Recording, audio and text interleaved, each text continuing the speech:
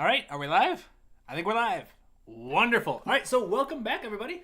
So this week, inspired by a submission I got for like topics to discuss today, I had someone ask for an Explain It Like I'm 5 style stream, which I'd never heard of before. But the idea is basically just a Q&A where I try to offer the simplest, most useful explanations for your questions as possible. And I really like that because it's a lot less work on my end. So instead of having to prep a tutorial or a topic or anything today, I've just got a bunch of questions. I've got a couple of them. Let me show them right here.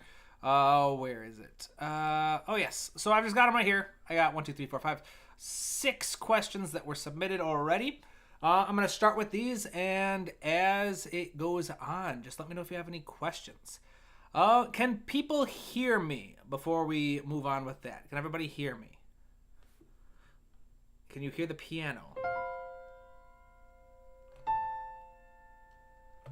All right, so that's me, that's piano.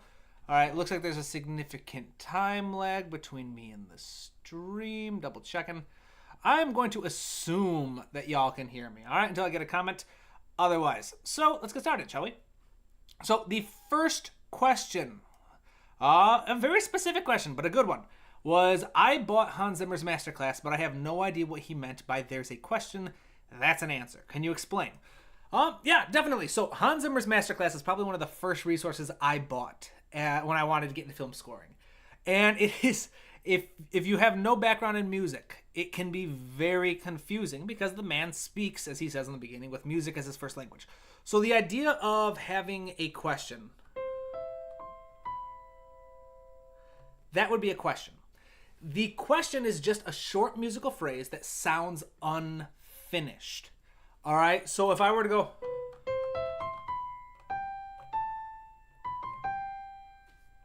that sounds like it could keep going.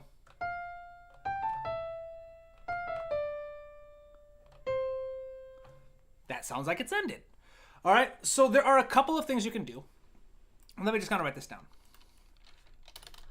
Questions and answers in music. A question equals a phrase that sounds like it could keep going. All right? An answer sounds like a phrase that sounds like it could end the music. Sometimes it sounds like it could end just that section. Sometimes it sounds like it could be the end for a full piece. So if I were to go,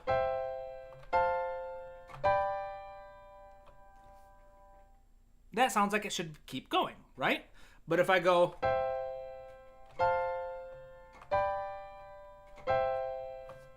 that sounds much more final.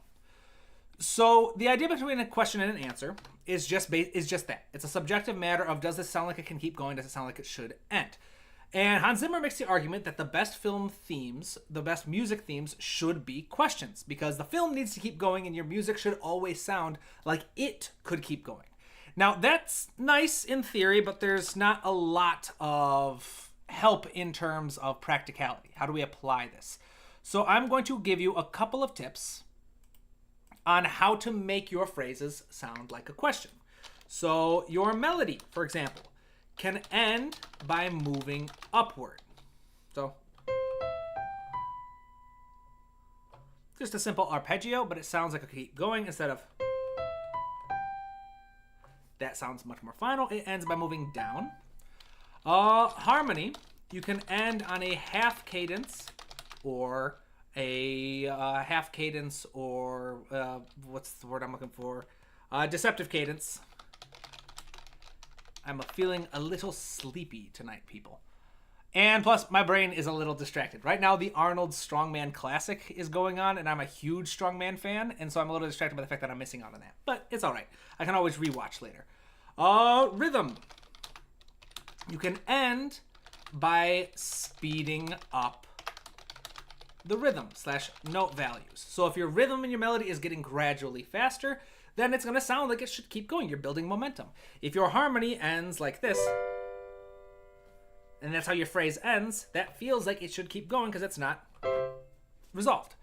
The melody, again, moving upwards with your notes can help. If you want to create an answer, you want to create a nice solid ending, you can do the opposites of these. All right, you can have a nice strong cadence.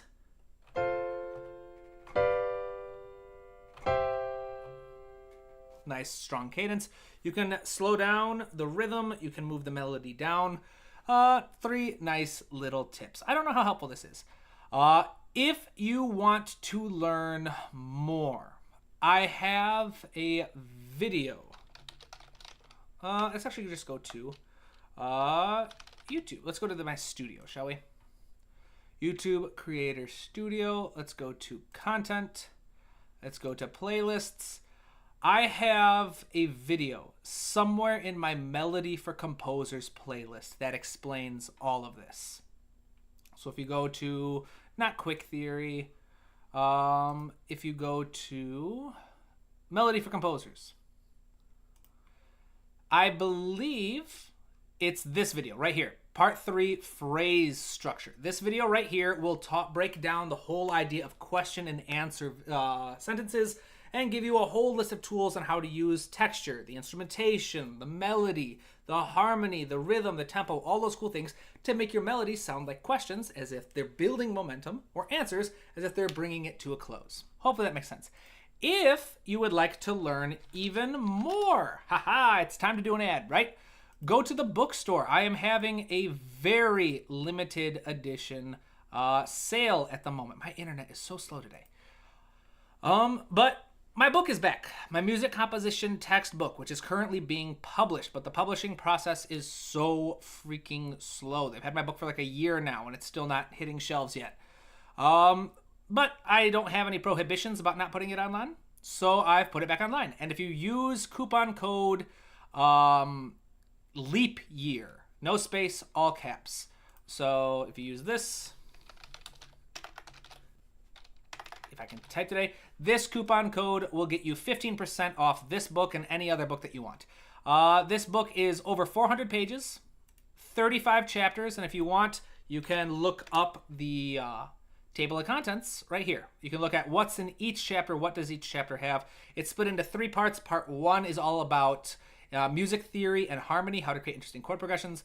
Part 2 is all about melody writing. So the first 10 chapters are all about harmony and making chord progressions that are really cool. Part 2 is all about writing melodies and themes that are really cool, including a bit on emotions in music. And then part 3 is all about orchestration. How do you take a melody and chord progression and write it for orchestra or rock band or any genre that you want, with an emphasis on orchestra. But yeah, 36 chapters, over 400 pages total. Lots of really cool stuff. You learn a bit more about MIDI mixing and all that stuff. Oh, so I guess almost 400 pages, unless the glossary takes you over 400. I can't remember. But yeah, so awesome book. It's available for a limited time only. In fact, I think I'm going to be taking it off the website tonight, unless I decide to extend the sale to the end of the week, because it's doing pretty well. But yeah, that's my kind of pitch for myself. I'm sure I'll bring it up again later. But, so yeah, that answers the first question, I hope. Any questions about that? I'm going to check the comments. All right, Leaf, wonderful, loud and clear, awesome. Welcome, everybody. Welcome, welcome, welcome. Juan Pablo, could you help me with an example for using a 7th note in melodies, major 7th and minor 7th chords? I would help clarify the concept. Of course, let's do that real quick, shall we? So, using 7th chords to write a melody. Super easy. It's really just like using any other chord. I'm sure there are some music theory purists who would say there are certain rules you have to abide by, but for the modern age of writing, it's not that important. So let's solo the piano, make sure everything is muted, and let's just play a simple chord progression real quick, shall we?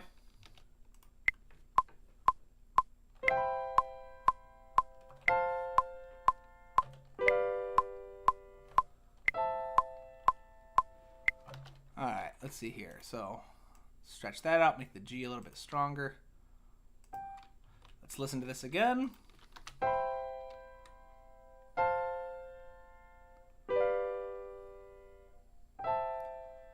Let's drop these down. So it's a C major 6. So it goes. There we go. So let's quantize everything. Why is my quantizing function not working lately? Like, I highlight everything, I hit quantize, and it doesn't move. I've never had that issue before. Anybody have that issue before with Cubase? I don't know, I'll have to look it up. Anyways, so you've got your chord progression, you want to write a melody, so to use the sevenths in the melody, it's literally just as simple as starting out with the basic shape. So let's say I'm going to go with B. Oh my goodness, what is going on here? And then we'll do, and then we'll go, let's do, so,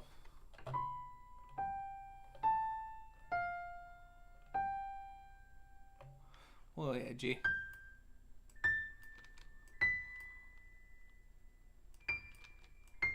C. All right, so we've got a nice, let's drop all this inactive.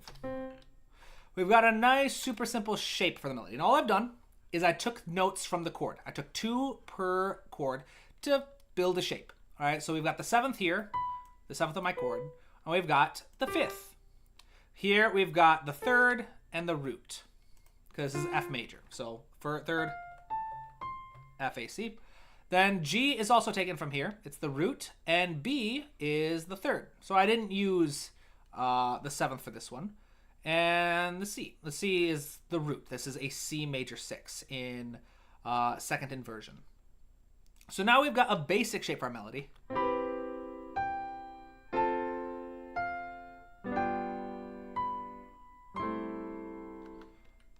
So now we're going to add a little bit of rhythm to the mix.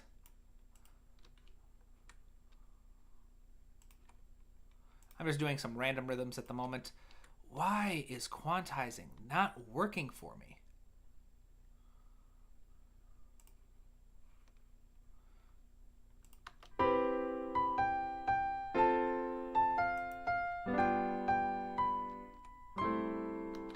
And so if you've seen my video, let's go, my most recent video, which was actually taken from a live streamer. It's not the most recent. But if you go to my content on my page and you see this one, The Ultimate Guide to Writing Melodies, I walk through this process much more in depth. You start with a chord progression. You pick 2 notes per chord to build the basic shape.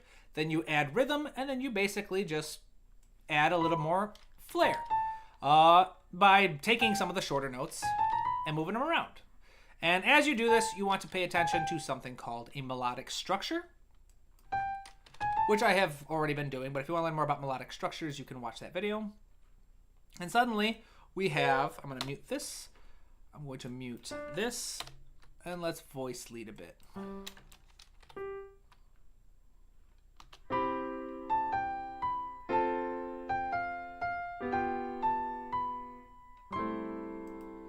Super simple, stupid little idea.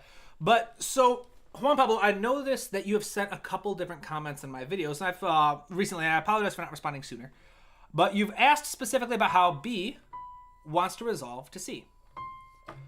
You can do that. In harmony, it's typically kind of one of the rules of voice leading that you need to follow. But it doesn't have to be. Using the 7th in a melody is just as simple as choosing to use the 7th as one of your target tones. The target tones being one of those 2 notes I took from the chord. You really don't need to think about it too much. Of course, if you want to spend a lot more detail and time working on a beautiful melody, you're going to want to spend a lot more time than I just did. Trying different sounds, seeing what sounds good to you. But you'll notice that I really didn't put that much thought into it. I didn't have to. I thought, all right, I need 2 notes from my chord, B and G. The B just happens to be the 7th. I needed 2 more chords from over here, F and A. That's fine. Then I needed 2 from over here, G and B. And I needed at least 1 or 2 over here, so I picked just C and stuck there to end it. Also, going back to that little thing I mentioned earlier about questions and answers in music.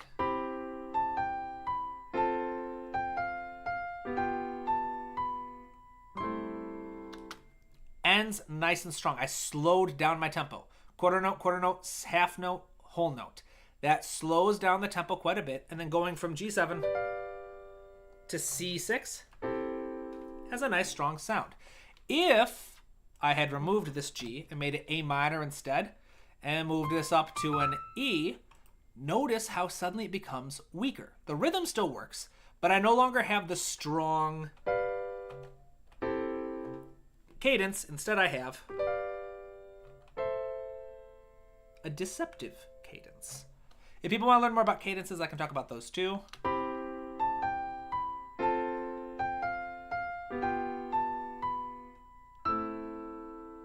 See? One difference. One little difference. I changed the cadence, and because I changed the cadence, the melody had to shift just a little bit, and suddenly it sounds like, all right, that does not sound nearly as strong as it did before. Now it sounds like something else needs to come after that. That's all it is in music. Questions and answers is basically, does this sound like it should keep going, or does it sound like it could be a potential ending spot? And again, if you want to learn more about all the different tools at your disposal, you have two ways you can learn this. One, I have that video I shared earlier. It's video 3 under my playlist called Melody for Composers.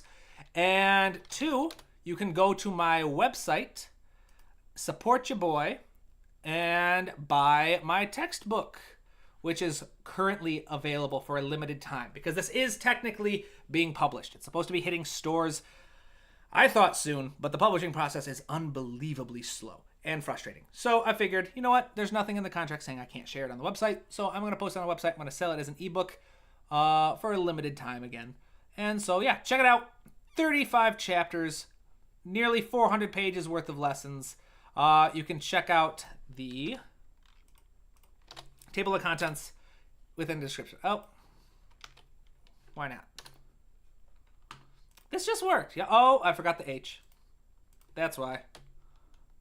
No, that doesn't make sense because the H is right there. All right, 1 second. One more time. Here we go.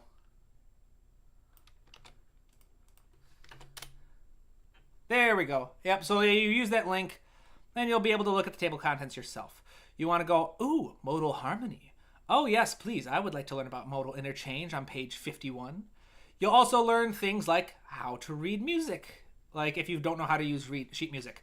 And you go from all the way from the basics. It goes everywhere from the basics of just learning how to read music notation and learning how to make a major scale. So super basics like that, all the way in chapter 35 or 34, mixing your music. And you learn about writing idiomatically for percussion, keyboards, and harp. You learn about writing for instruments in the orchestra. You learn strategies for arranging your music. It goes all over the place, people. This is literally the most in-depth manual I believe is ever going to be out there. And that's why someone who's technically uneducated, such as your boy, and doesn't have a degree in music, was able to get a deal with getting this textbook published because it covers so much. It's very well written, and it was approved by a board of PhDs who all read the book and were like, yeah, he knows what he's talking about. So that was a good time.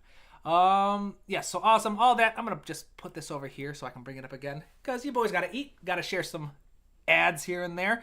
But awesome. So hopefully, Juan Pablo, that helps.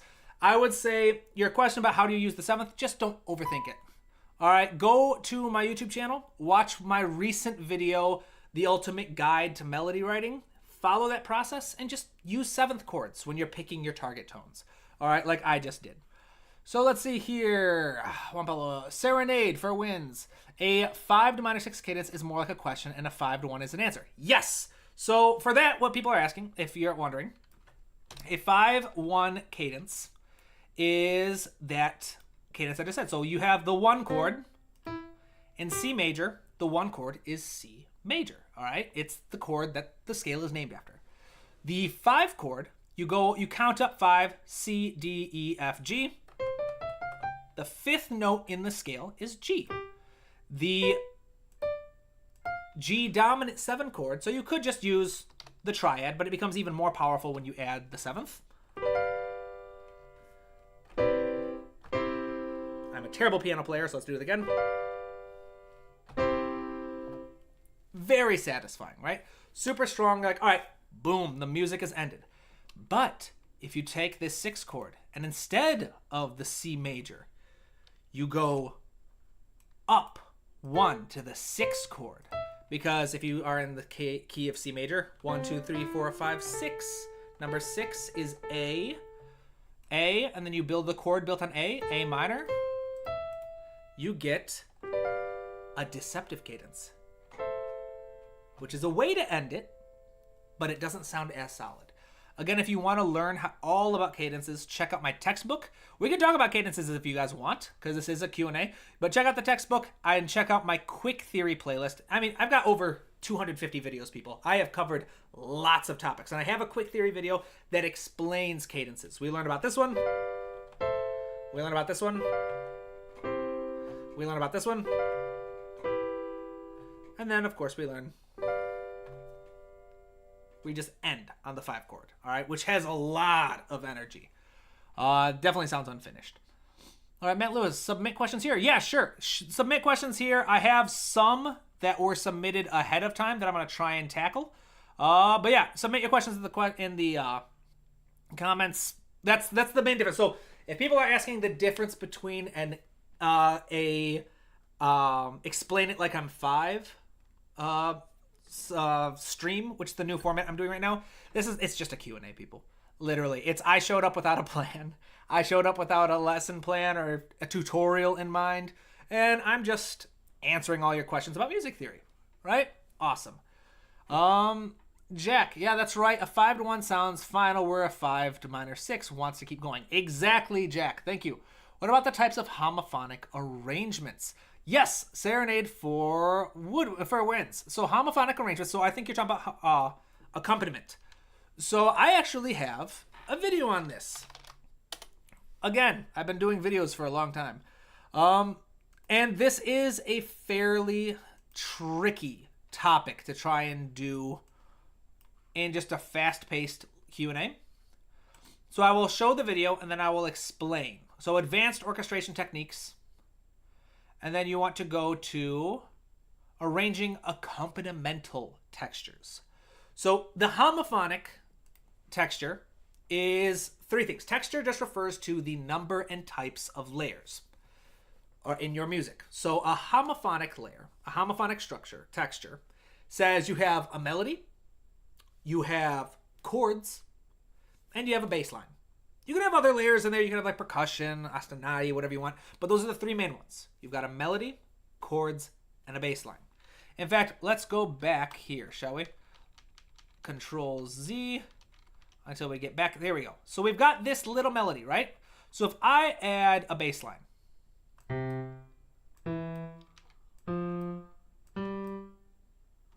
And then we had this. Let's go to C. Let's go back to being a... So because we've got this, let's mute the root. We'll leave that there. We've got G, so let's mute that and bring the D unmuted. And then C, we can mute this. All right. So now we've got melody on top, chords in the middle, and a bass line.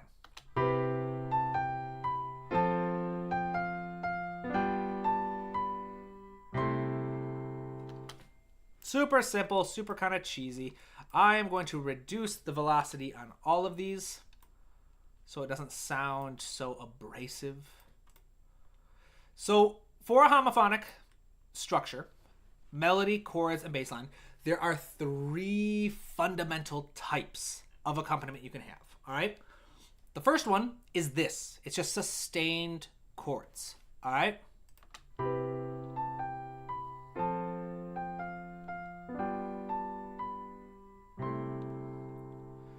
The second type, and let's see if quantizing is working now. No, why is quantizing not working, people?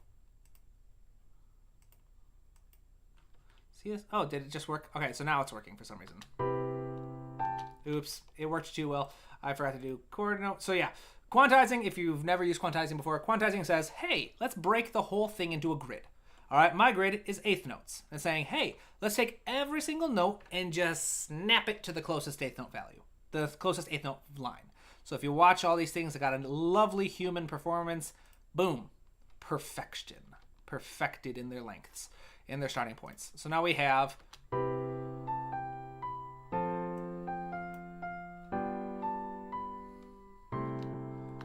so then the second type of chords that you can use or chordal accompaniment in a harmonic structure, is rhythmic chords. And so I'm just applying a random rhythm here. And these are useful. So sustained chords, sustained chords are very useful when you want just a regular, smooth, unobtrusive background. It's a nice, beautiful vanilla sound. All right. Rhythmic chords are very useful when you want to have energy. You want to build energy and movement.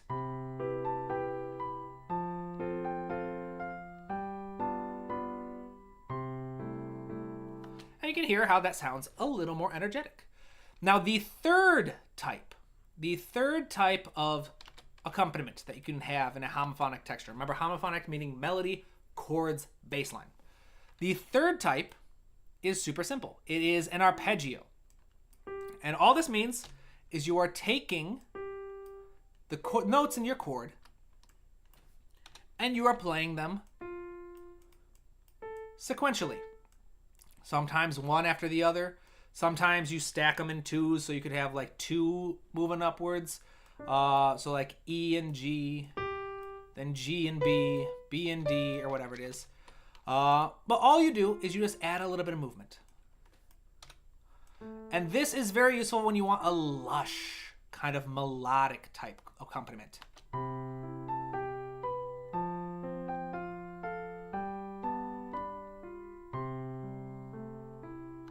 And you can do all kinds of different strategies. You can make it all kind of crazy. If you want to learn more about making really cool arpeggios and ostinati, again, Tabletop Composer. Man, I am just... I brought all of you to my live stream, and now I'm just telling you to all go away and watch my videos. All right, so Tabletop Composer, ostinati. It's got to be here. Oh yeah, right here. How to write an ostinato.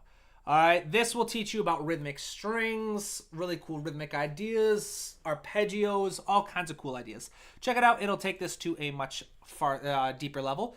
Another resource you guys can use. Boom, my textbook. Again, third advertisement. All right. I need to fly out to New York in May to be there for a play that I scored and to be part of the final rehearsals and opening night and stuff. And New York Airbnbs are very expensive. So support your boy. Check this out. I also have other really cool books. For those of you who haven't explored my bookshop, I also have this one, Portraying Emotions with Music. The best resource out there. I am going to say this is the best hands down resource you will ever find on how to bring emotions to life with music. There are reviews on the book, and then there are reviews and testimonials you can find on the class version that you can read and see here. Louis Beattage. I've taken many different online courses, but this is the first one where I felt like I was given tangible strategies and tools that I can walk away with and immediately apply to my own composing. Thank you, Louis. Check out all this stuff. There's lots of really cool testimonials that I'm very grateful for. But yeah, I'd stake a bunch of stuff on this. All right, this is the best resource you're ever going to find. These are other cool resources as well. But this one right here, guys, I went to grad school to be a therapist. All right, I did not go to school for music. I've become a professional musician, and a big part of that is my understanding of emotions and how music brings them to life. So check it out. And then notes and slides from my videos. Cool. Ads. You're going to probably get more ads. Like I said, I have a budget I need to build for a trip to New York for work. And the stipend they give me for flying is only so much. Let's see here. Awesome. So hopefully that helps kind of recap. The homophonic texture is melody, chords, and bass line. It is by far the most common and most adaptable structure in music. The greatest strength of the homophonic texture is that it is so common. It sounds natural. When people think of music, they think melody, chords, and bass line. All right, so you don't have to reinvent the wheel. It's not saying it's generic. It's not saying it's cookie cutter. It means that this is very effective. All right, and the way you can get more kind of variety is through the types of chords you use. You can use sustained chords, rhythmic chords, or arpeggios, or any combination of the three. And again, we can hear the differences. Sustained chords are much more unobtrusive. They stay in the background. And then the rhythmic chords are much higher energy.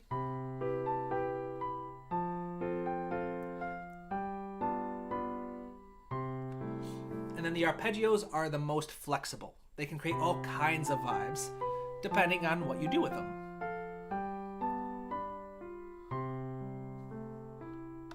Awesome. There's that question answered. Awesome, Juan Pablo. I'm glad I was able to help with that question earlier. Let's see here. I've heard, let's see here. Where are we? Let's see here. What are the types of homophonic arrangements? So there we go, Serenade for Woodwinds. Jack, do you have it quantizing at different length? In FL, you can set the length to no length and it effectively turns off quantization. Oh, thank you, Jack. I feel like I clicked whatever this was. Preset management. I don't know what it does, but I clicked something and suddenly it's all working. But thank you, my friend. Juan Pablo, there we go. Breakfast Gun, yes, please explain cadences. Sure. So, a cadence is just harmonic punctuation. All right? It is what you use to end a chord progression or just create, there's different types of punctuations. You've got periods, you've got commas. They just help bracket and frame your chord progressions. Now, the most common type is built from the scale. So we've got, I'm just going to play this in. We've got the C major scale.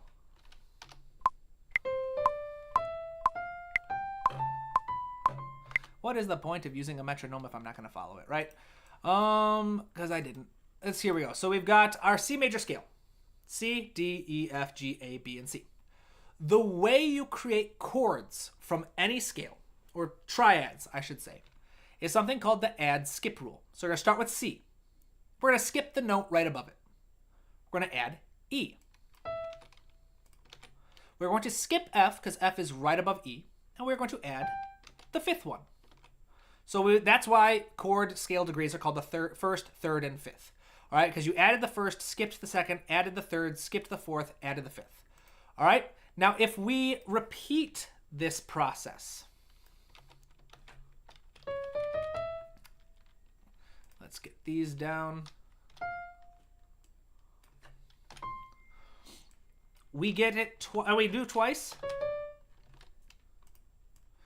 If we do repeat this process, we just keep adding the third and the fifth, then what we get are the chords of the major scale.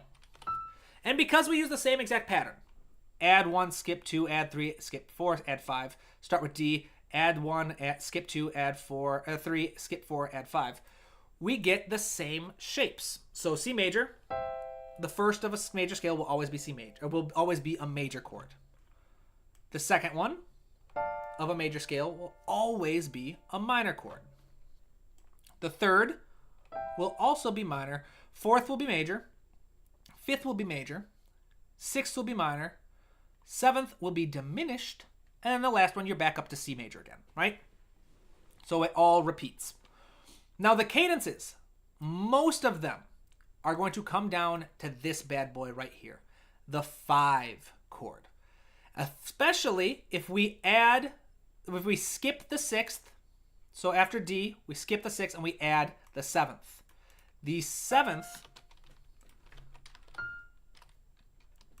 when added to your 5 chord, creates a beautiful sound called a dominant 7. Now the dominant 7 is so freaking important because of these two notes right here. The 3rd and the 7th. These two notes form a tritone, the most dissonant interval in Western music theory. All right? Super crunchy, dissonant. It does not want to stay. It wants to resolve. The easiest way to get this unfortunate little interval to resolve is to move them in. So you take F, bring it down to E, take B, and move it up to C. And this relationship is what builds the most common cadences. So the first cadence, the strongest cadence, is the 5-to-1 cadence. We take our 5 chord, G dominant 7, and we go to our 1 chord, C major. And if we raise this, you'll see why. Because, let's bring this over here, shall we? So we got a little more space.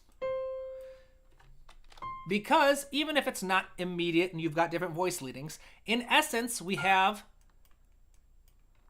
our tritone resolving. So we got nice and strong. Now, especially if you've got it like this, so that the G moves down to C, anytime a note moves down a perfect fifth, it creates a very nice, satisfying sound. Right? How many pieces of music have you heard that go...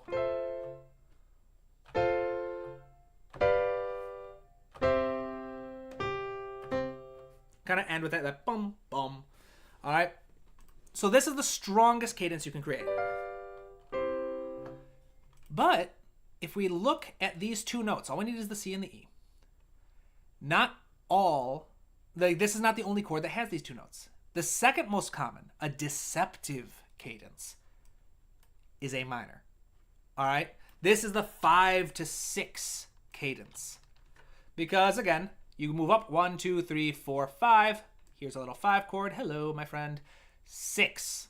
We have our 6 chord. And uh-oh, look at this. It resolves those two notes. But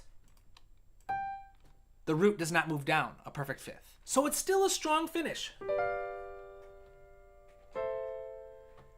But not as satisfying. It's a little tricky. And so this is what's called a deceptive cadence. You think it's going to end like...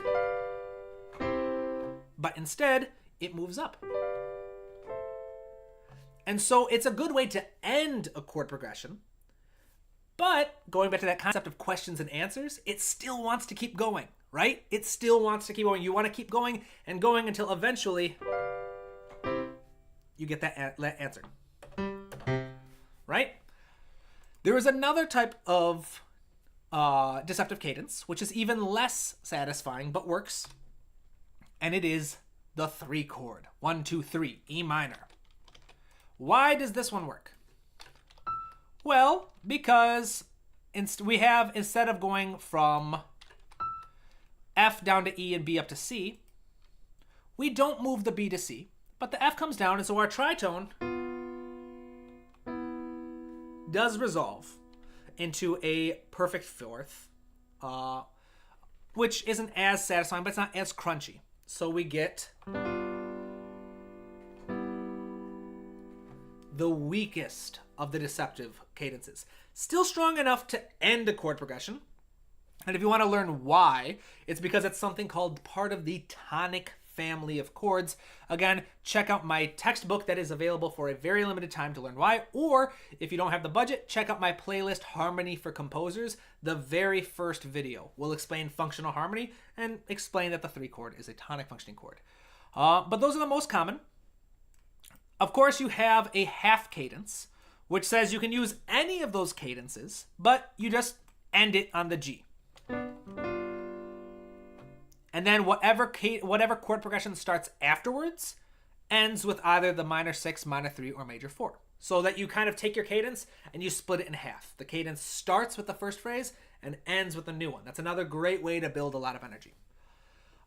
There are lots of different other cadences you can too. So if you can look up all different types, a very common one in film music actually doesn't use the G, the 5 chord at all.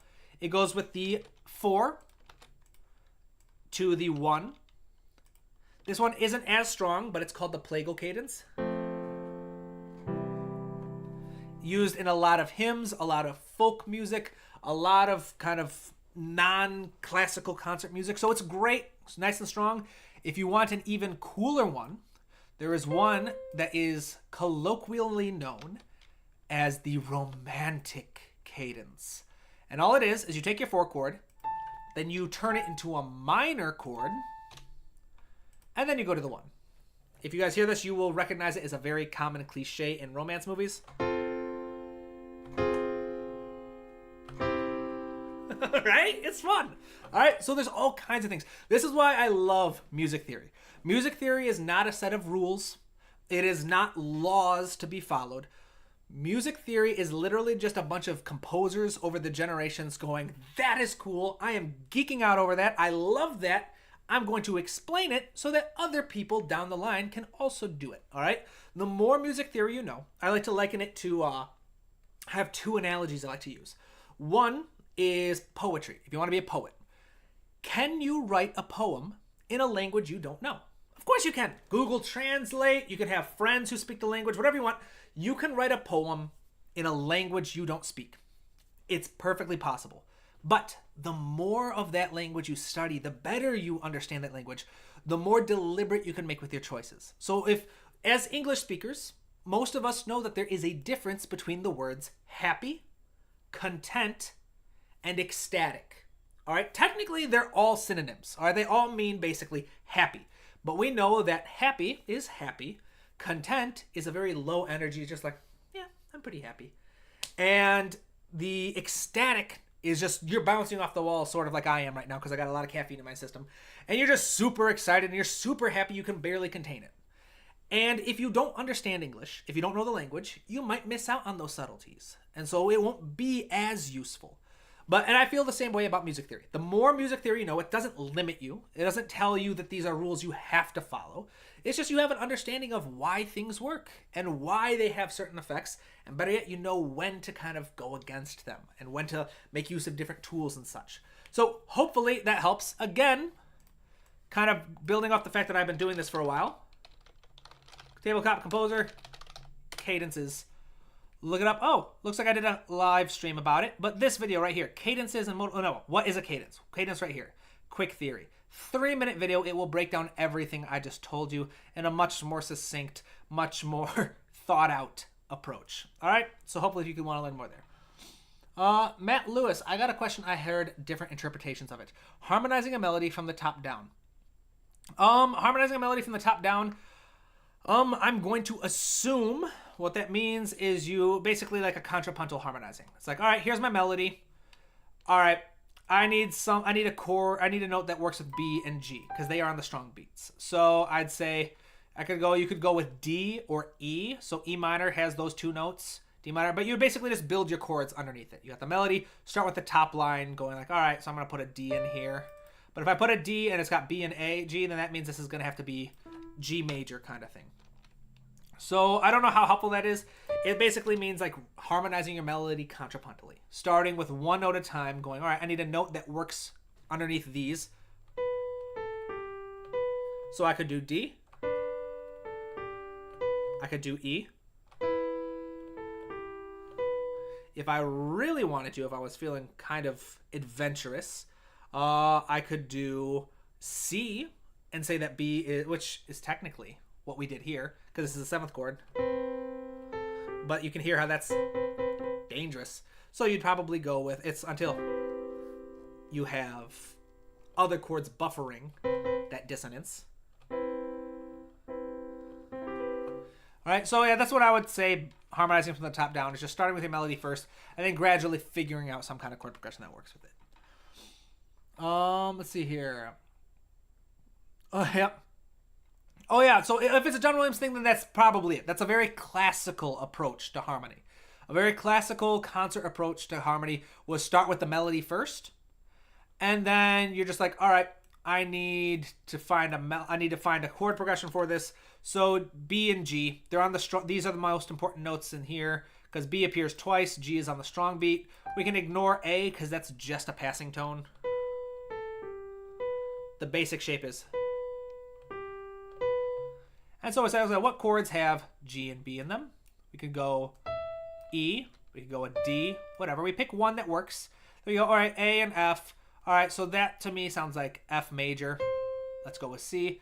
G, A, B. So this is our D again. And C, what chord could work? If this is going to be a G major, I'd say this is probably going to be a C major. So then we would go B and G. F and A, so we go A and F, G, A, B, G, B, and then C, E, G. So I would say this is probably C major. Or it could be an A minor if we wanted a deceptive resolution.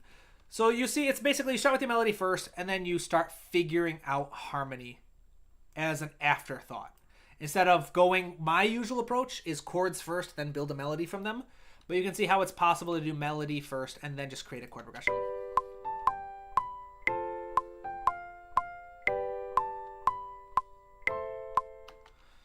And that's fine. It's not my cup of tea. It's not what I'm most well-versed with, so that's probably why it doesn't sound as good.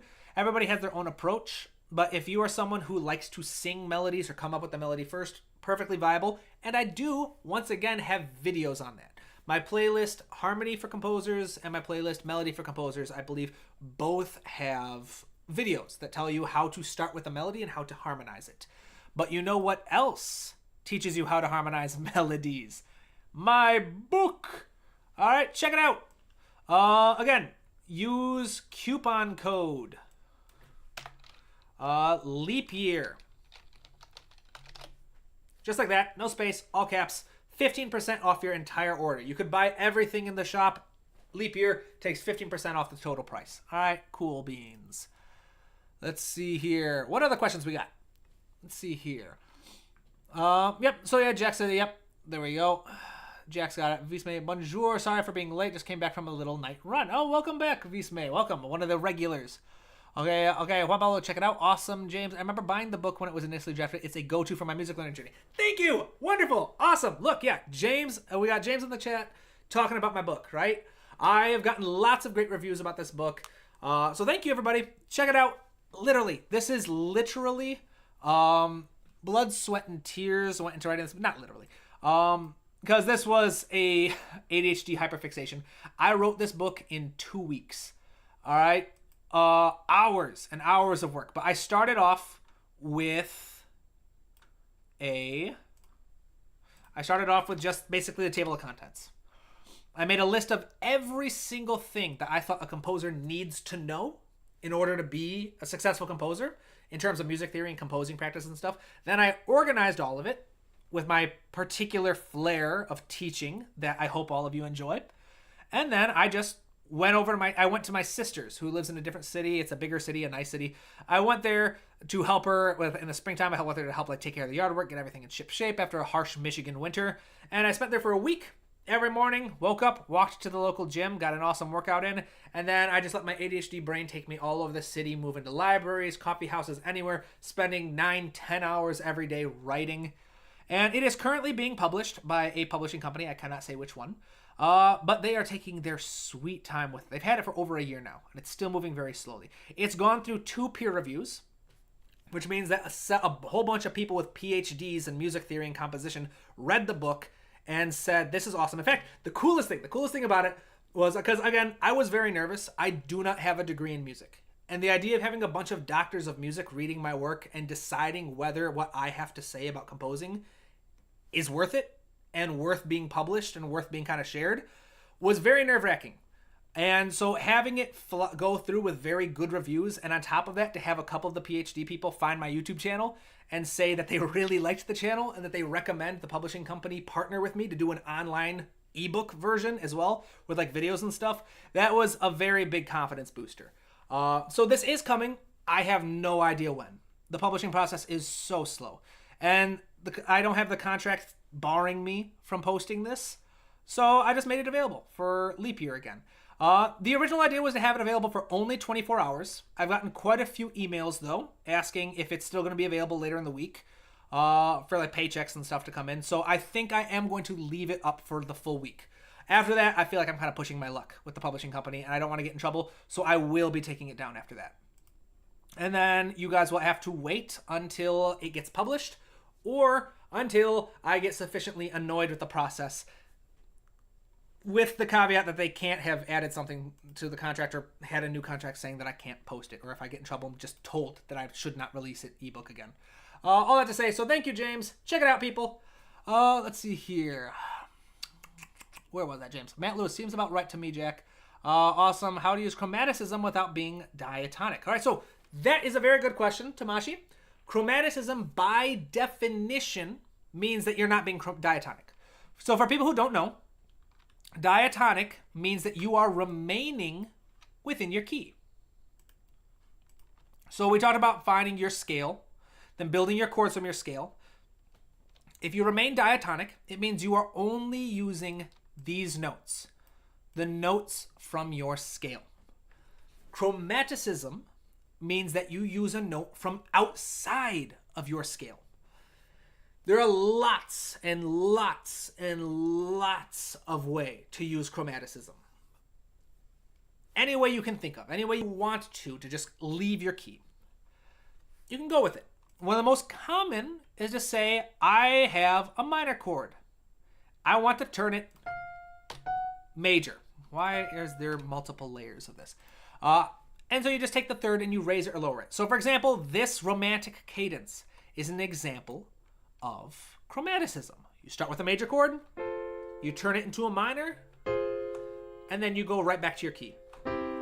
C major belongs to the key. And one of the most common ways to do this is, like I said, just take a major chord, turn it minor, or take a minor chord, turn it major, or take a diminished triad and make it either minor by raising the fifth, or turning it major by lowering the root. Why is there doubles? Right? So those are the simplest ways. It's just to change the quality of the chord. A quality of a chord just means what type of chord is it? Is it major? Is it minor? Is it diminished? Is it augmented? What type of chord is it? That's the quality. One of the easiest ways to change it and make it chromatic is to just change the quality. Another way is to do something called borrowing a chord, that's basically the same thing, but a borrowing chord is done more deliberately. So this is actually one of the questions that was submitted earlier about I don't get modes. What are they and why should I know them? So let's check this off because I'm about to cover it. The modes are just slightly different scales. So we have minor modes and major modes. So this is the C major scale. One of the major modes is the Mixolydian mode, which means it's a major scale, but we take the seventh and we just drop it by 1/2 step. So I'm going to go and find every B and drop it just a 1/2 step. And now suddenly this is no longer C major. This is C Mixolydian. Now you'll notice that the only chords that are different are the ones that share that B flat. Everything else, they're the same exact chords from C major. So the best way to use the modes are to focus on your one chord and then focus on the chords that have that altered scale degree.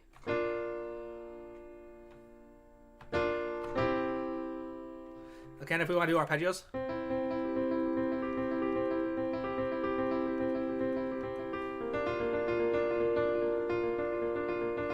Kind of cool ideas. I am not a talented piano player. But yeah, so with the modes, there are two major modes, meaning again, major scale with one note difference. So the Mixolydian mode, that is one of them, where you take the seventh. Another one is the Lydian mode, which takes number 4. So F, find all the Fs and raise them by 1/2 step. Why are there random notes that are just doubled?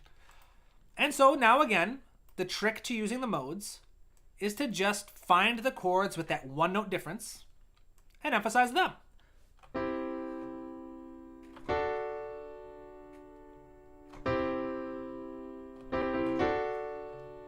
All right. Now the modes each have their own personality. The Mixolydian, which is the first one I showed, is said to be positive but melancholy. Lydian is said to be a bit more magical, a bit more adventurous. These are not written in stone. They just tend to be common associations people have. If you want to look up what the modes are, look them up. There's going to be all kinds of descriptions. The other types are the minor modes, which are just, again, a minor scale, which if you did not know this, the minor scale and major scale all have a relative. So if we take the major scale and we start it on the minor, on the 6, so C major start on A, we get the minor scale, right? Natural minor scale, or the Aeolian mode.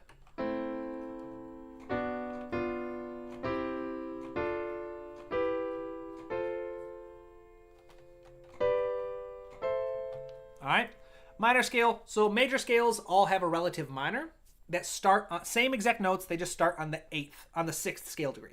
So you can think of it, take any major scale and you take the root and drop it down a minor third. That's the root of the relative minor. So the minor modes are Dorian, which again takes our friend F natural. It's the 6th scale degree, and raise it. And this creates one of my all-time favorite chord combinations, which is the 1 chord and the major 4. Ooh, I love that combination. I love it. I use it so often. All right. Another option is taking F sharp, and instead of doing that, we're going to take our 7th scale degree, G, and raise it. More doubles. And raise it a half step. And this creates what is known as the Phrygian, I believe. Is it Phrygian? No, this is not Phrygian. Oh yeah, so Phrygian, yeah, so I was wrong. It's, I'm sorry, people. Drop this, drop these down. To create Phrygian, you take B, the 2nd scale degree, and you drop it a half step. And so then again, same thing, you find all the notes. Phrygian is kind of an exotic kind of flavor. If you want to learn more about the modes, again, check out my textbook. Got a whole chapter, multiple chapters dedicated to the modes, how to use them, how to use cadences with the modes, how to write themes with modes, lots of cool stuff.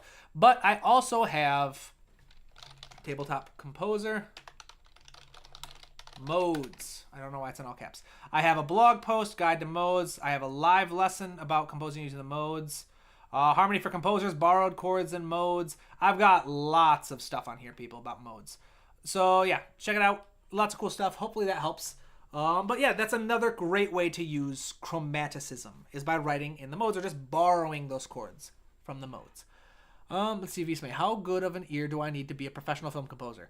I don't think you need a great ear. It depends on what you mean by a great ear. Personally, I am terrible. At one point, I used to be very good at being able to cite, because for music school, my short stint in music school, I had to audition for voice because that was my instrument of choice, was singing.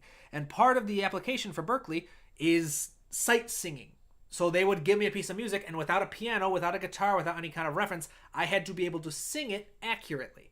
And then they would give me a harder piece, and I had to sing that accurately. And they give me another harder piece. And they kept going until I started messing up, and they could figure out, all right, so this is his skill level. So at one point, I had a very well-trained ear. No longer, because I stopped practicing once I dropped out of school.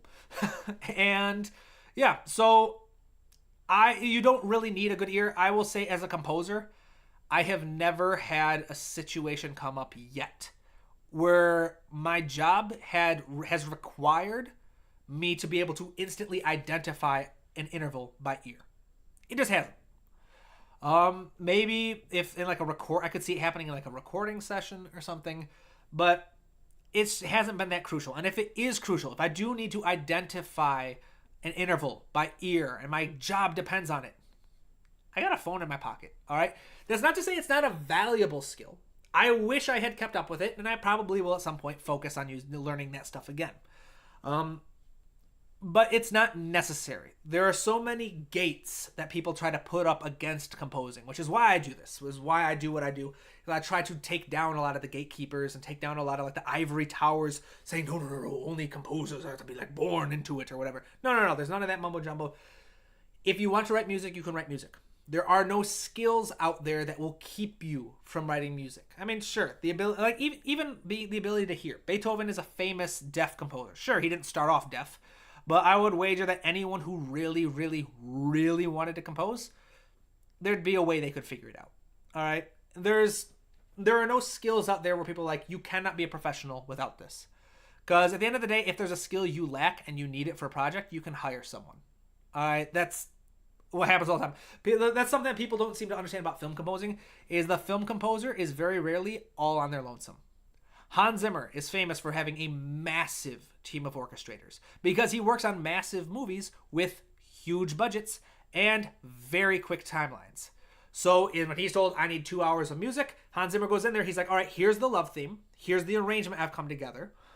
I need to work on the other stuff now.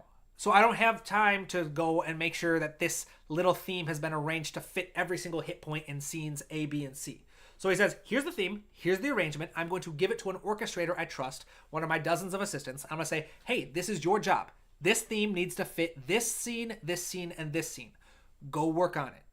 Tweak the arrangement. Make changes here and there. Do whatever you need to do and make it just fit.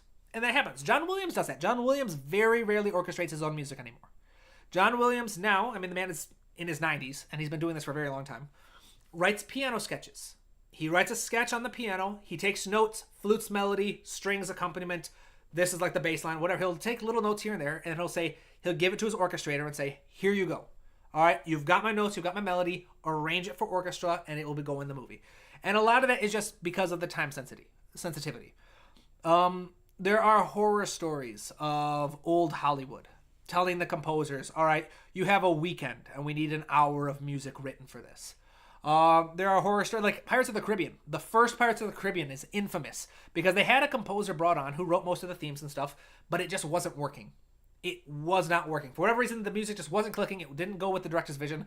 And so with like 2 weeks before the film was supposed to go in theaters, they brought on Hans Zimmer, and he hired a massive team. And they said, all right, we've got 2 weeks to score the Pirates of the Caribbean. It's a team effort. Came together, they did it. Awesome. Now, the other movies, they had more time to work on it, so it didn't need to be such a massive team. Another movie like that is King Kong 2005, scored by James Newton Howard. That was a Peter Jackson, Howard Shore movie, just like Lord of the Rings.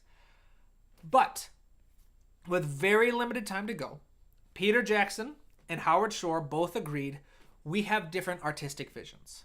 All right, we're still friends. This is a professional thing. It's just Howard Shore wanted to score the movie one way. Peter Jackson wanted the movie to sound another way. And so they parted the film amicably. They said, all right, we just have different artistic visions. We'll work on other projects together. This is just not it. This isn't going to work. And so James Newton Howard gets hired with weeks to go and says, hey, here's a full movie. We need an entire soundtrack done like that. And James Newton Howard did it so quickly, and that soundtrack is so amazing that for the longest time, no one believed that he did it by himself. They're like, no way. There had to be a team on there. So we're not going to nominate you for any Oscars or awards for it or anything because we think you're a liar, kind of thing. So yeah. Anyways, I don't know why I went on that tangent. Oh, of course I know why. I've got severe ADHD, and once I start a rant, I just keep going. Let's see here. Let's see, lots of things. So, when is it? Let's see here. Okay. Wow, lots of comments. I got to keep up with this. Let's see here. How good is an ear? I was just curious. When you covered chord relationships and emotions, and you built the awesome chart, was there any specific reference material that discusses the relationship between intervallic? All right. So James, good question. So you're talking about one of my older videos about chord relationships and emotions in music. The closest thing is something called Neo-Romanian music theory. I'm probably butchering the pronunciation. And even that's not entirely similar. Neo-Romanian music theory explains like 7, I believe, basic chord relationships and how they're used in lots of pieces. The closest thing that I came to it was J.J. Berthium did a video, and there are a couple other videos on YouTube explaining a handful of chord relationships from Neo-Romanian music theory and explaining the different kind of emotions commonly associated with them. And so I thought, this is cool. I want to find out what the others are. And so I just made it myself. A lot of those chord relationships are based in Neo-Romanian music theory, but a lot of them are just ones that I played and thought, all right, this is what emotion I get from playing these chord relationships. These are the ones that I seem to find when I look up other soundtracks and try to find examples of these chords and soundtracks. These seem to be the emotions that they're used with. And so, yeah, half of that video is based in music theory. The other half is just me sharing something that I came up with. So sorry if you were looking for more resources. If you're looking for another resource, I could recommend the book Hollywood Harmony. I will tell you, though, unfortunately, that is a very dry book. It was written as a PhD thesis, I think. So highly academic, very difficult to get through unless you're just built different, I guess. I guess I shouldn't speak like I'm the basis, but I personally found it very difficult to get through and not all that applicable, but it is fascinating. It's a very fun book to read if you're just looking for like an academic stuff to kind of study and cool examples and all that kind of stuff. Welcome, Ed. Welcome. James, distance and the emotion evokes. Okay, so that's part of it. Vismay, what is a canon and how do you compose one? I've chosen music as my minor subject if enough people applied for it, and in our second semester, our grade is based on a canon we have to have composed. A canon, there are lots of different ways, but a canon is basically just a layered melody. So if you're familiar with the old nursery like row, row, row your boat gently down the stream, merrily, merrily, merrily, merrily, life is but a dream. All right, awesome little song. And then the idea is when people start it, it's like row, row, row your boat, and they go. Then the next round of people come in like row, row, row your boat, and you just layer the melody on top of itself, delayed slightly, and it all works together. That is a canon. Of course, there are other ways you can take it. There are lots of different types of canon. But that's basically what it is. It is a Baroque period music form, I believe. But yeah, they're fun. They're pretty standard in counterpoint. When you're studying counterpoint, canons are typically what are used very frequently because, again, counterpoint is the art of being able to write multiple melodies that can stack on top of each other. Let's see here. Marcel Grun. How would you create an accompaniment if the melody would be in the lower register? Like having the melody in the French horns, would you just put the chords above? Yeah, you could do that. If you have the melody below, you want to be very careful because if the movement above the melody is going too fast or has just too interesting or too much going on, it will very quickly create a muddy mix. So I would recommend, if you want to learn more about this myself, check out my playlist, Advanced Orchestration Techniques, or of course, I'm not going to advertise the textbook again, although I'm advertising the textbook again. Check it out. You can also go to the Academy page on my website. I have man, my internet is so slow today. I have 4 free classes. Orchestration 2, Fundamental Arranging Techniques. All of these 100% free. You don't even need to give me your email, I think, unless the website tells you to give an email. I use Wix. I never put in anything where you had to give me your email. But yeah, anyways, it's 100% free. Click Orchestration 2, Fundamental Arranging Techniques. It won't talk about instrumentation. It won't teach you about instruments, but it will teach you about different elements. See, price free. Aha. It will teach you a whole bunch of stuff about arranging music, including the principles of clarity. All right? Focus, separation, and balance. That'll teach you everything you need to know, and you can apply those concepts to go, all right, if I want my melody down here, I need to make sure anything above it can support it, but not distract from it. That class will teach you all you need to know about that. Let's see here. Marcel. Visme. Why go to Berkeley when you got a friendly Mexican muchacho teaching music for free on YouTube? Yes, exactly. That is my goal, right? Yes, the friendly Mexican muchacho with a heavy Midwestern accent because he was born and raised in Michigan. Yes, by the way, no idea what muchacho means. It's just boy. It's like muchacho is just like a boy, all right, like bro kind of thing. Typically it's used by someone older referring to someone younger, but it works. It's not a swear word. It's not vulgar. That's actually okay. My sister, I don't know if there are any Harry Potter fans out there, but I always got sorted into Hufflepuff, and I've always been proud of being a Hufflepuff. But my sister swears I'm a Slytherin because I have a slightly vindictive streak. And when I was forced to drop out of Berkeley, that was probably top 5 worst days of my life. Because to me, it felt like I had struggled and fought so hard to pivot careers. That I had gone from social work and psychology that I was finally making some kind of track, some progress. I had gotten into my dream music school. And then not even a year passed by and I had to drop out because I couldn't afford it. And they were doing nothing to help me. Without getting into any kind of political rants or anything, Berkeley is $10,000 a month. All right, that's just tuition. All right, and they will tell you that they have scholarships. They will tell you that they have funding opportunities. They do, but I didn't get any. And the moment I found out I couldn't afford it, I got zero help. I got shunted from email to email to email. The only person who seemed to be interested in helping me was my advisor, and he couldn't do anything for me. So for me, it felt like my dream was crashing around my head. It felt like I had worked so hard to try and build something and to do something, and I was being denied my dream just because I didn't have the money. So you can imagine that was a very emotional day for me, and that fueled a lot of what I do now. Where after doing some research, and again, Berkeley is a wonderful, wonderful institution. I'm not throwing shade at Berkeley. It's more kind of like the higher education issues in general in America. Berkeley has a, believe, 65% graduation rate. Or maybe it's the other way around. Maybe it's like a 65% dropout rate. But a significant number of people who go to Berkeley and other music schools never graduate. And a big reason is because we can't afford it. Another reason people are saying like, oh, well, I just need the connections. I went to the school. I made some really cool connections. I'm doing my dream job right now. Wonderful. I'm so happy. Good for you. You don't need school anymore. You're talented. You got the connections, so you're working. But a lot of people, it's just, we can't afford it. And so we're forced out. And I like to think I have a gift for teaching. And after spending years studying and fighting and teaching myself every single thing that I could possibly learn to build this career for me, to build this like job as a working composer, I wanted to do something.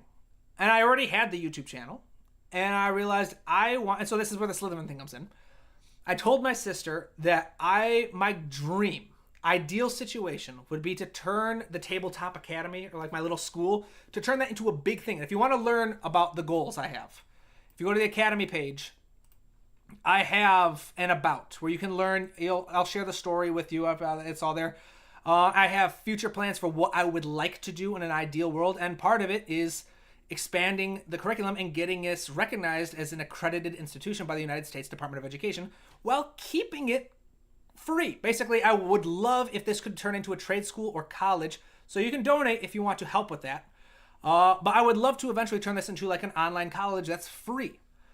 And I said my dream is I would love it if music schools all over the country started closing because there was no need for them. Which, that sounds terrible. I know there'd be all kinds of consequences before that. There'd be like performance venues coming down. But because, I mean, of course, my focus is composition. But I would love if composition programs all over the country started struggling and being forced to adapt because the programs I was offering were comparable. That because people didn't have to go into debt, because they didn't have to spend so much money just to try and learn something. That they could get a quality education. They could learn everything they needed to learn for free. Or at a reasonable price. So, meaning, you have the Academy. The Academy is 100% free. The Academy will always be 100% free.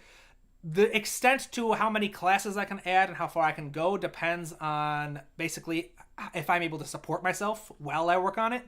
So, donations are greatly appreciated. And also, if you want, there's other stuff like books. Like this one right here. This textbook, like I said, covers literally everything. I set out when I was planning out the Academy and stuff, and I wrote down every little thing that I thought if I were to go back in time and tell myself, these are the things I need to know, every single detail, no matter how small, whether it's learning how to work with cadences, or learning how to work with modes, or just knowing how to adjust the volume of instruments within a DAW. Every little detail, I put it into a list, then I organized that list, and I turned it into a book. Again, if you want to learn what's in it, use this link. Check out the table of contents. It tells you everything in the book. $60 if you use the coupon code LEAP year, you get 15% off. All right. This book is my pushback. This is the book, everything I had wanted to learn at Berklee and everything I was forced to learn outside of Berklee because I couldn't afford Berklee. That's what I put in the book. Awesome. That was a much longer, more emotional tangent than usual. Apologies for that. So wonderful. Let's see here. Divisme is more tritone. No, minor second is technically not more dissonant than a tritone, based on the definition of tritone. So dissonance referring there's the physics, like acoustics definition of a tritone, but the idea that a tritone wants to resolve more than a minor second. So there's different ways you could resolve a minor second, but the definition of dissonance, or one of the many definitions of dissonance, is the tendency to a desire to resolve. And the tritone wants to resolve more than any other interval. Even like if you take the minor second and you turn it into a seventh, that wants to resolve, but not as badly as the tritone, right? Well, that's never. I have more tritone. Is the old SNL skit except replaced with tritone? Yes, James. Yes, exactly. I do love using tritones. Tritones are like the secret to like jazz music a lot.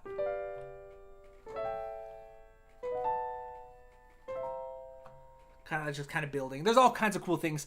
There's so many cool things in music theory that happen because the tritone wants to resolve. I could talk about that for hours. That's a tangent I could go on. But I have a lot of comments I think I'm supposed to catch up.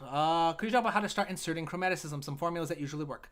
Yeah, so Lintunes, if you want a formula that works for inserting chromaticism, here's one I will give you. I will say, start with a chord progression.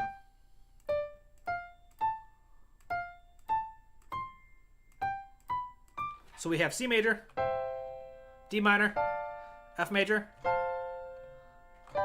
G major. Super common chord progression. Start with the chord progression, and then literally any of the chords one at a time, experiment with it. Experiment with what happens if you change the quality. And the easiest way to change the quality is, like I said, major chord, turn it into minor. Minor chord, turn it major. So, for example, let's do G major to G minor. Let's see how that sounds.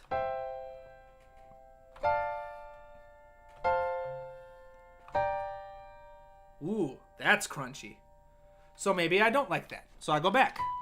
And then what if I want to do D major? Let's drop this an octave.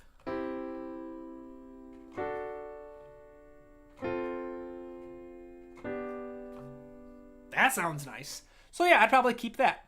I'd say, yeah, so awesome. So that's just a great way to add chromaticism. Start with a chord progression in a key, then go through one chord at a time. If it's major, turn it into minor. If it's minor, turn it into major. Experiment until you get a sound that you really like. A lot of composing is experimenting, right? A lot of studying is experimenting. James, yeah, got some blood and sweat on me from the book, but yeah, that's my top read, hands down. Thank you, James. Yes, thank you. Yes, everybody listen to James. James says that is his top read. I'm assuming it wouldn't be a stretch to say, James, could I say that is the most valuable textbook on music theory you have ever found? I'm going to assume that that's true because I like to be arrogant at times. If I am assuming too much, tell me, put me in my place. It's important when I'm being arrogant to be put in my place. The more you realize it's all ridiculous. Yes, everything is ridiculous. I love music theory. It's a massive rabbit hole, like James says. It's a never-ending rabbit hole. The geek's drug. Yes, it's so much fun.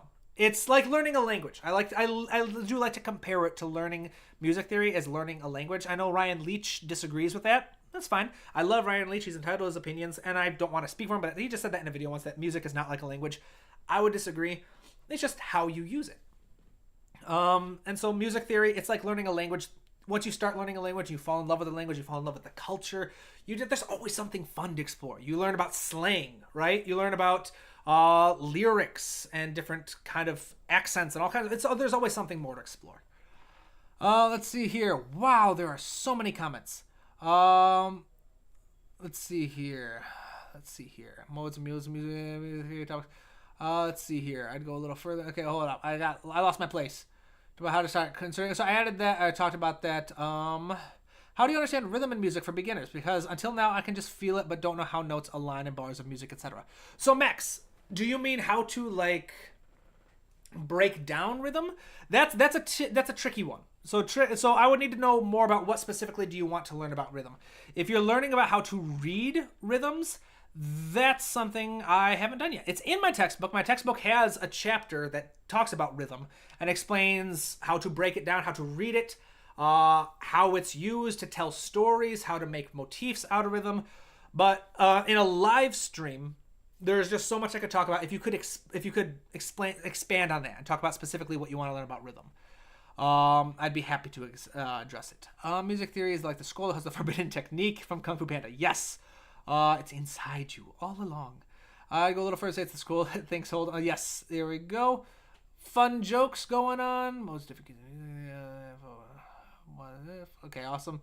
It's one of my go-to. Yes, very much, Matt. Mixolydian is a very fun one. Marcel, just purchased the book. Looking forward to bringing my head in. Thank you, Marcel. Wonderful. Awesome. People supporting your boy. Thank you. They get closer to affording closer and closer to affording that Airbnb in New York that I need for the production. So for those of you who might be new to the channel, I have scored a lot of plays, and I am currently scoring a play that is going to debut in New York City in the weekend of May 2nd. I think we're part of a festival, and our 3 days as part of that festival for the debut are May 2nd through May 5th. I don't know how many performances are done in those 3 days, but I am flying out May 1st to be part of the final rehearsals, to give my feedback on the audio engineer who's in charge of the live feedback, because it's going to be part live, part backtrack, a whole bunch of cool stuff. So I'm going to go there. I'm going to be part of the final rehearsals, give my 2 cents, get to meet all the actors and everybody. And then I'm just going to be there. There are some people who are coming that I'm supposed to meet with. I think Teddy Abrams, the director or conductor of the Louisville Orchestra, is going to be there. And so I'm excited to meet him, especially because I applied for a position artist in residence for the Louisville Orchestra. So fingers crossed with that. That would be really cool. Because if I had a residency with the Louisville Orchestra, I would be there writing music for the orchestra, for a Grammy Award-winning orchestra. I would take conducting lessons from Teddy Abrams, an amazing conductor. And on top of that, I would get to put together a school. That would be the project that I'd be part of Creative Court, was putting together a class program to teach more people composing, but I would have a budget and some support with it.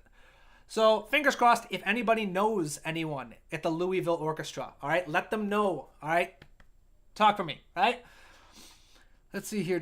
So thank you, Marcel. Thank you, Lintunes. Just ignore my question about chromaticism. Wait till then. No worries, Lintunes. Combat Cat, how do you use 7th chords and 9ths? Awesome. So Combat Cat, 7th chords and 9ths. All right. I am running late because I am supposed to leave. I got to go out of town in a few minutes. So unfortunately, I don't have time to do this, but I will say textbook has it, but I have Jazz Chords, talks about it. I have this video, Jazz Chords. I have my playlist, Harmony for Composers, has a video that talks about 5+ note chords. And of course, again, textbook, the Academy has a free class on Music Theory and Harmony. Music Theory and Harmony 1, Functional Harmony, explains all about those delicious kind of 9th chords, right? So you have to, so I won't talk about how you use them, just because that takes a little bit more work, but how do you make them? It's the same way we did this, the add skip rule.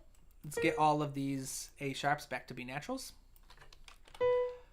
So we did add 1, skip 2, add 3, skip 4, add 5. To add 7ths, you skip the 6th, add the 7th. And then you skip the 8th, which is the octave, and add the 9. Now, if you'll notice, the 9, 11, and 13 are just the 2, 4, and 6. I know, so we skipped earlier, they're just up an octave. So the way you find out if you can use a 9, 11, or 13 is you drop it an octave, look at it as the 2, 4, or 6, and you say, all right, B, that's a major second above A. All right, we've got a black key between them. So yeah, the 9 works. All right, we've got, all right, A minor 9. Then you can go, all right, the 11. Let's drop that. Yeah, it's got a black note between C and D. It's D and C. That's a major 11. So that works. My keyboard is too small, so I'm just going to add it an octave lower. You got the 11th works. And now we try, all right, so the 13th was F. Drop that at active. Oops. Nope, if you look over here, it looks like there's a space, but over here on the keyboard, F and E, there is no space between. So we're going to ignore that, because if we were to add it, it would create a super kind of crunchy sound. It would not be the ethereal sound that you're looking for. But the others, an 11th chord is fine. So that's a very quick rundown. I have videos on it. Look up Tabletop Composer Jazz Chords, or sign up for my free class on harmony and on the Academy page. It'll teach you everything you need to know and more. Let's see here. So let's see. Let's do more questions. Chromaticism. How do you use it? And 9ths. Okay, Carl, I suspected you of having ADHD or so. I have Asperger Ultra, and yes, there is a reason why we love music theory. Very much. Yes, a fellow neurodivergent. Many, in fact, I would argue to say most composers throughout history are neurodivergent. I like to say ADHD. I have very severe ADHD. I would say it is my superpower, because with ADHD, the typical kind of association with ADHD is like you're bouncing off the walls, you can't focus, and that's only half true. I struggle with focusing on things that I do not associate as important to my goals. But if it's important to my goals, there is something called hyper-fixating, where I can just stay hyper-focused, super tuned in, and that's how I was able to write a 400-plus page textbook in 2 weeks. All right, it didn't take a long time. I wrote out my outline. I went to my sister's. I helped get her house ready for like springtime and stuff, repainted the deck, took care of that stuff. I hung out with her a lot, but I would spend 9-10 hours every day just writing the textbook, just constant, chapter by chapter. And that's my superpower. That's also how I was able to become a professional musician in such a short amount of time. I wrote my very first piece of music in 2018. It is now 2024, not even a decade later, and I am a professional composer. And a lot of that is because I had to either do it or I was going to go hungry for the rest of my life, because I could not focus on any other job. It just wasn't going to work out. And I could hyper-focus on it. Let's see here. Not to say that people who are more neurotypical or don't have ADHD or Asperger's or anything like that can't do composing. It's my little advantage. V's made 10K a month. What the flip? Yes. College is very expensive, especially in big cities like Boston. Most of all, love hard and beat. Yes, Carl, very much. How to get composing work? Is building connections the route to go? Yes, building composing. Okay, so building connections is super important. Every project I have ever worked on as a professional composer has come from knowing someone. Whether it was someone like my friend Darius, who is a very successful playwright, knowing him and becoming friends with him, and then he loves music, so he wants music for his plays, so I write soundtracks for his plays. That's been really fun. And then through working with Darius, I meet other people, and they go, oh, hey, Steven's pretty cool, and he's good at composing. I need music. I will hire him. And that's how it goes, because composers, I have said this before, but getting gigs as a composer is you have to be an insurance policy. Directors, playwrights, whoever you're working with tend to not know a lot about composing or music. And there are so many things that can go wrong with bringing a film or a play together. It's a composite art form. You need so many people to come together to tell the story. So many things can go wrong. And so if they know, hey, I at least know Steven is a cool guy, I like working with him, and I know that he writes good music. In their mind, that's better than someone who went to Juilliard who is an unknown. Juilliard's got a cool name. I'm sure they're very talented, but they know me. They know that they like working with me. So they're going to go with me. Unless I piss them off and we have like a huge fallout or something. But that's a tangent. That's never happened yet. If you want to learn more about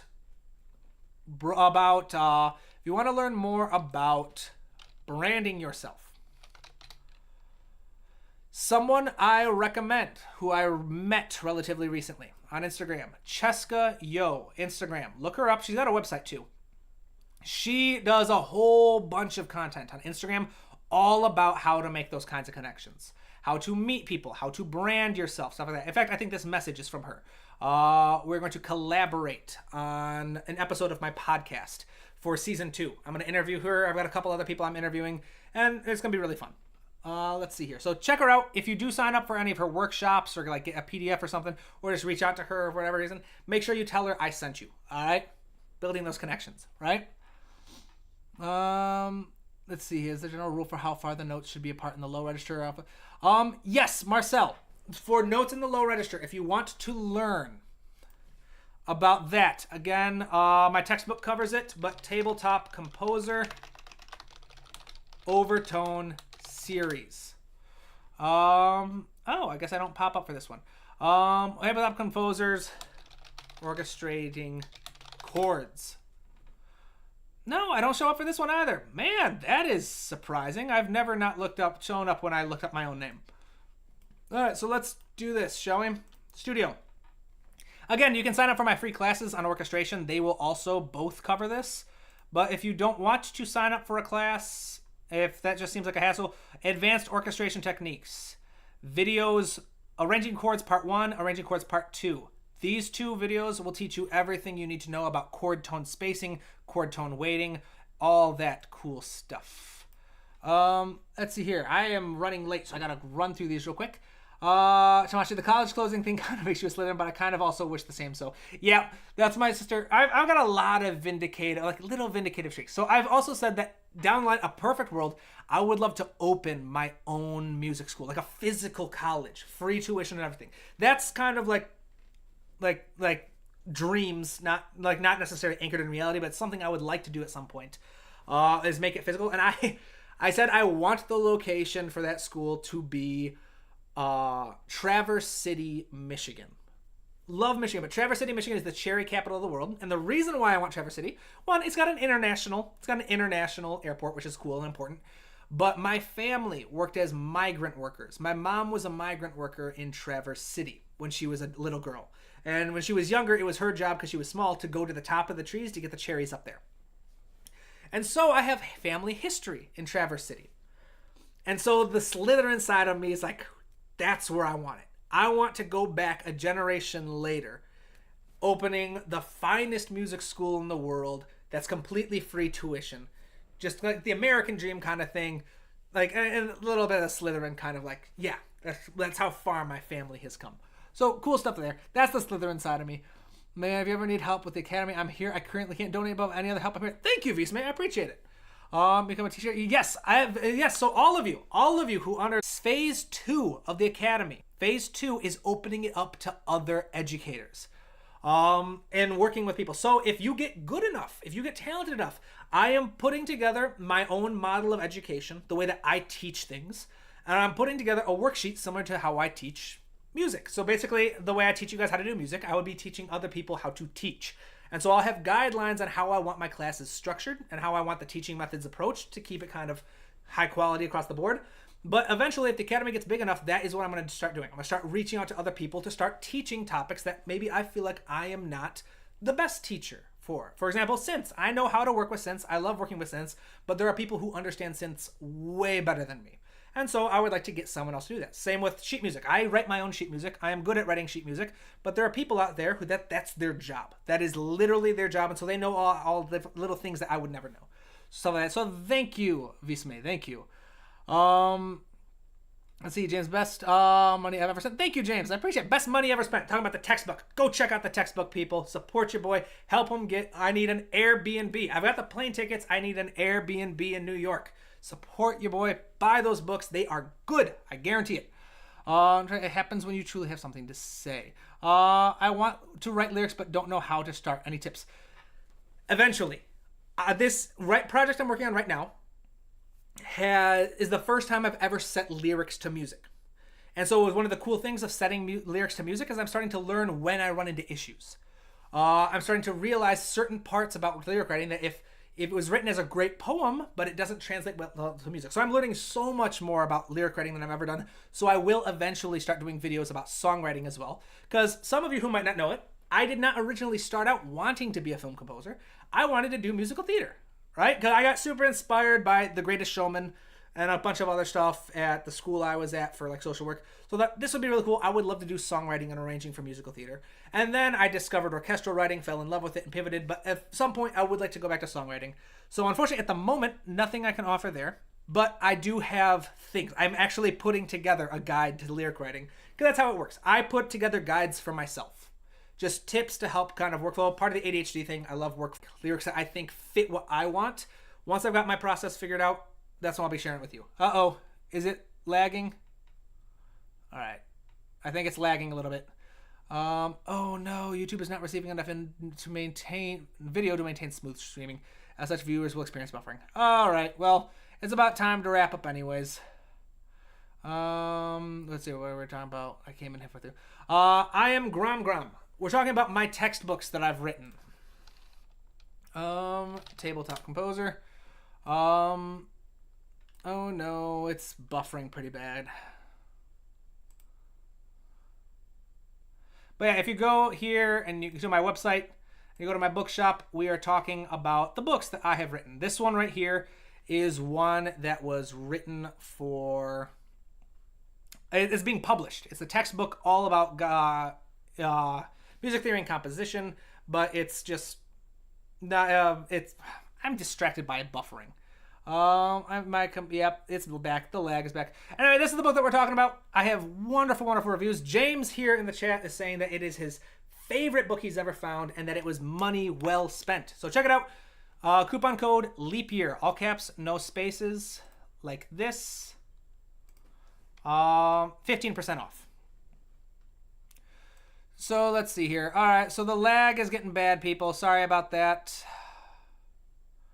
Let's see here. I know it's back to lag. So we'll probably wrap it up. It happens when you play. What instrument do you play, may I ask? I play piano, guitar, I sing, and I did trumpet for 7 years. I haven't practiced trumpet in a while. That's what I work with. I write mostly on piano. I'm a terrible piano player. So I can't say I'm a talented performer. I'm not performing anywhere. But when I auditioned for Berkeley, the instrument I got selected for was voice. That's what I played. I was in the marching band at the University of Michigan. And for that, I played horn. And the soundtrack I'm writing right now is using a lot of guitar. So I'm proficient, but I would not say I'm a performer in anything at this point. Once you learn conducting, please upload it to drill. Yes. Good attitude. Yes.